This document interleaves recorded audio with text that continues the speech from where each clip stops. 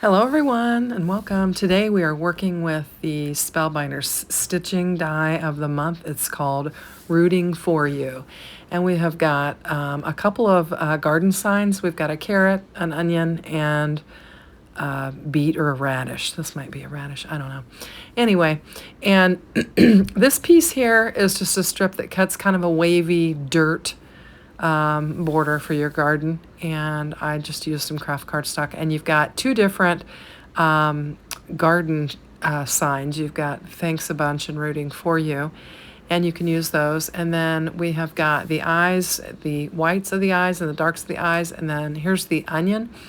And I've cut a backer piece for each of my dies, and this one has kind of like the onion, I don't know, like the roots on it.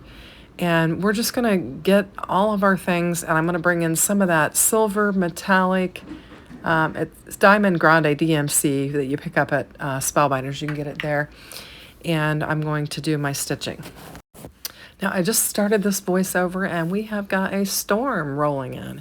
So the weather alarm has been going off and on all night long, and it's been relatively quiet, but just as soon as I started recording, it just started coming on. So hopefully it'll just be rain and that's all it'll be. But anyway, so I have got this silver floss and I'm just going to get to stitching on this. I will tell you that I cut this piece too short. I underestimated the amount that I need, and so I'll have to actually grab some more to finish it off, but it'll be just fine. Now what I did was I just took my tape runner and put a spot of tape on the bottom to hold it in place, and I have sped this up because I don't think you want to sit and watch 5 minutes of me stitching these two pieces. I'm only stitching the onion and I guess I don't know, is that a beet? I'm just going to stitch those, and then we will get to assembling our card. And I'm using the silver floss on both of them, but I added some extra tape runner on the back of it, and I'm just going to layer it up with the backer piece that I die cut out. And then we're going to do the same thing with the I don't know if it's a radish or beet. I keep saying that. I'm looking on the site to see if they even have any information on whether it's a radish or a beet. It kind of looks like a radish to me. Anyway, we grew radishes in our garden. I suppose it could be a beet too. Actually, I think a radish would have like a white core, and maybe it doesn't have the white core until you cut it off. No, I think it does have a little bit. That piece that hangs down on it would be white. So this is probably a beet. I don't know. Anyway, you guys can tell me in the comments below. I'm sure you guys know. I'm not certain.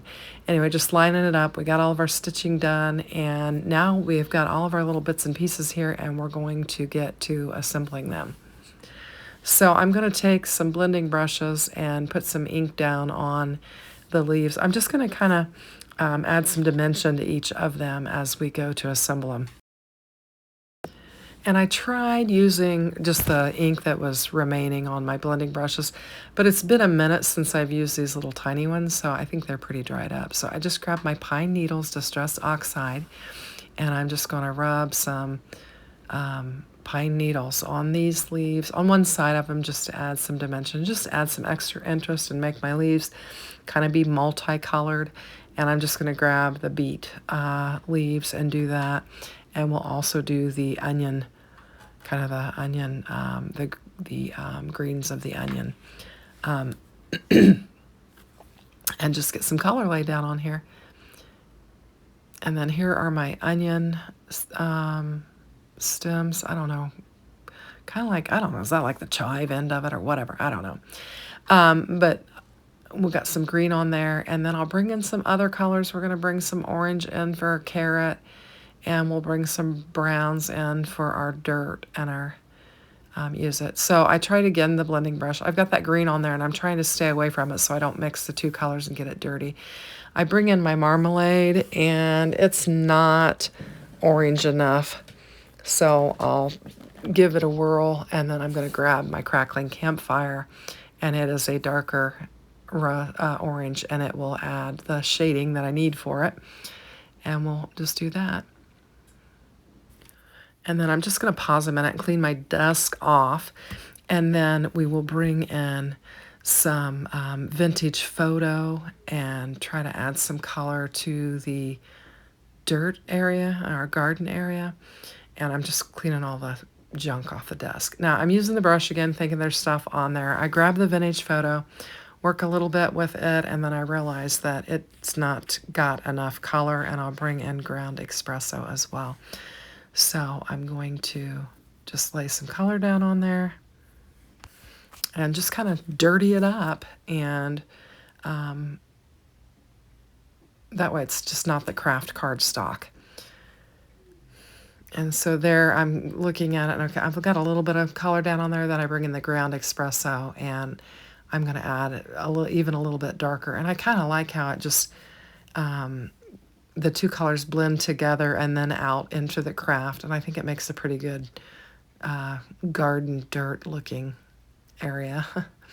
And then we've got a place to lay our veggies. So we'll get this mess cleaned up, and then we'll get to assembling our card. Now I did ahead of time kind of plan out my components for my card. Here I'm going to get this glass mat cleaned off so when I bring in my card base I won't make a mess. I took I think some of the Rainforest Spellbinders cardstock, and I used the embossing folder of the month that's called Market Weave, and I embossed it.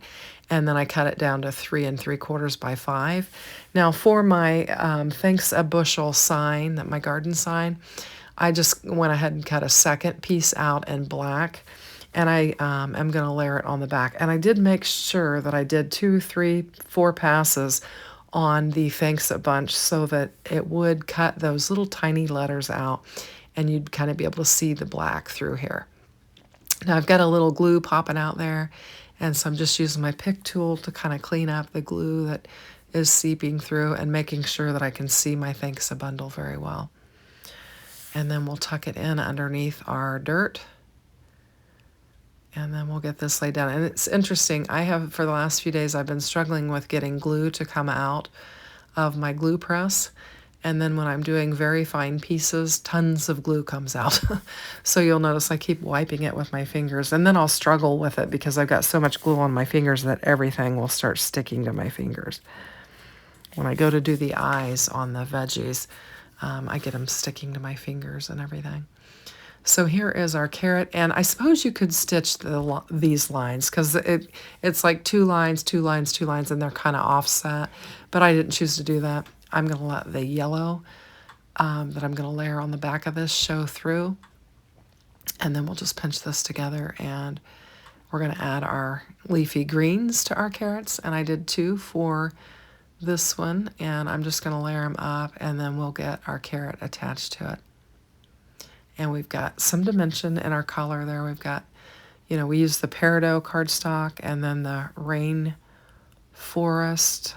on the different leaves, mostly peridot, and then I laid that pine needles down on there.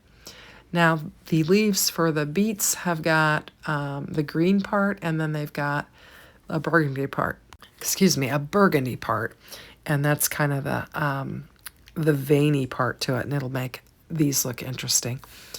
And I think certain ones go with certain greens, so you'll kind of want to figure out this one's the longer, more narrow, and so it's going to go on the longer, more narrow leaf, and then we'll put the other 2 on the kind of wider ones.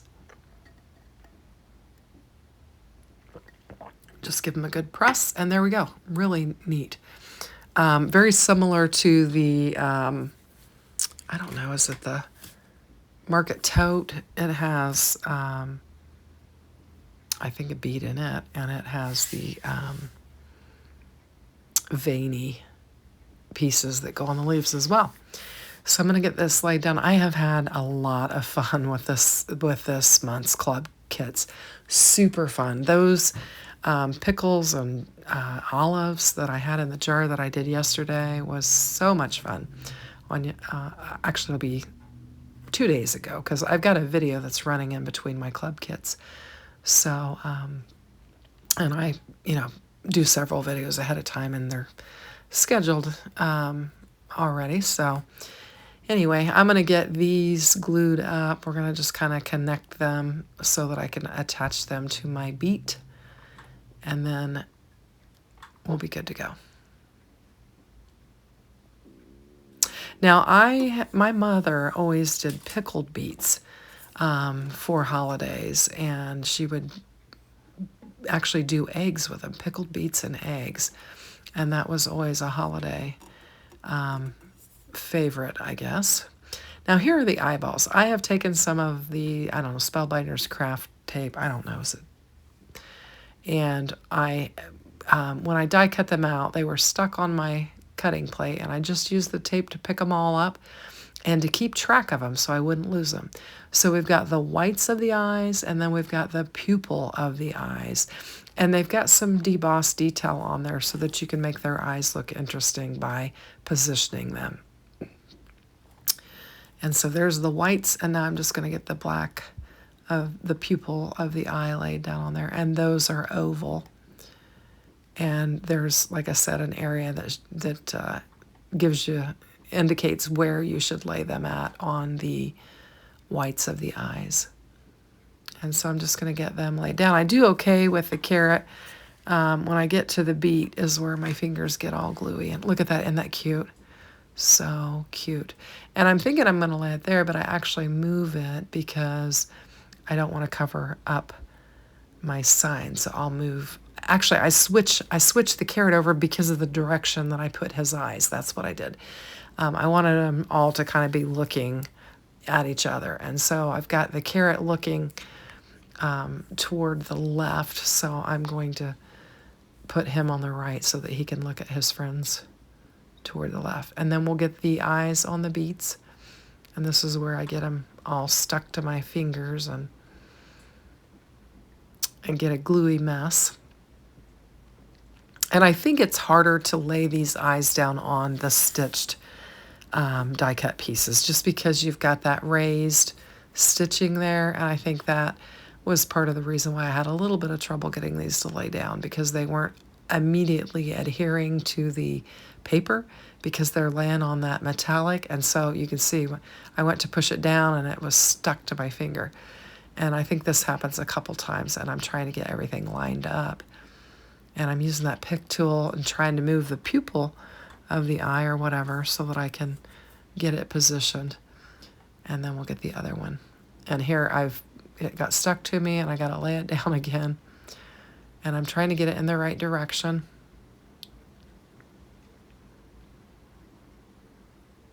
And I'm just touching that to the tip of my glue because it seems to be flowing today.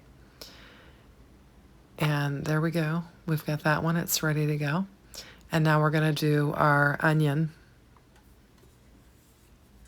And we put carrots and onions in our garden last year. We did not do beets, but we did have carrots and onions. So here I'm going to get the eyes laid down on this again. And just trying to get some glue so that it'll stick. And then we'll get our other eye.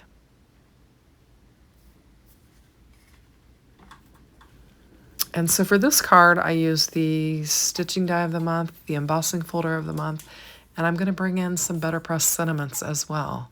So we will have used, 3 of the clubs on this particular card. I think I've played with all my clubs for the month, and played with all of them. So that is super fun, but a really fun set. The large die of the month, I've made 2 cards with it. And then the seeds, which is the add-on to the All Crates Club, I did 2 with it as well. So, but I could still make a strawberry jar as well. Super, super fun clubs this month. Now, if you decide you want to change your clubs, make sure you click on my link first, because if you click on my affiliate link, it does help my channel. But most importantly, remember, if you're going to switch your club to where you turn one off and pick up another one, make sure you pick up the other one before you turn off the only one that you have, because it'll mess you up. You want to make sure you always have a club going. So don't stop a club before you start a club. And that'll help you keep your your pricing and keep everything as it should be. I've heard some people that didn't realize they needed to do that. But anytime I switch my club, I go get the new one I want first and add it. And then I go back and remove the other one that I'm dropping if I drop it. Anyway, I decided that the onion leaves were covering up too much of my thanks bushel. And so I lifted it up and I'm going to move it so that I can have my thanks a bushel showing a little bit more. And remembering that I've got a 3 3/4 panel here. So they can hang off the edge of this panel a little bit because we're going to, we'll add an A2 size panel behind it and it'll be fine. So I just tilted it a little bit, knowing that it's okay that it can hang off because I've got 3 3/4 by 5 here. So we've got all of our elements on there. I'm taking my Jelly Roll white gel pen, and I'm just putting like a white, white pupil. I don't know. Is the black of the eye the pupil? I don't know. Anyway, a white dot on the black piece of the eye. And just making them look a little bit more interesting. And here I'm trying to clean up the glue from the bead where my fingers kind of made a gluey mess out of the eyeballs. So I'm just trying to clean that up a little bit, just make it look a little bit nicer. So I have got a cream card base, and I'm going to bring in, I don't know if this is carrot, I think it's carrot, Spellbinders cardstock, and I'm going to layer it on there. I think it'll just help the green to pop. And we've got a real earthy card for sure, with the greens, the browns, the oranges, and of course we've got the dirt and the veggies. Super fun. So I'm just going to glue this up and we'll get it laid down on our cream colored card base. And it lines up real nice. And there we go. So I'm going to bring in, like I said, I'm going to use a sentiment from the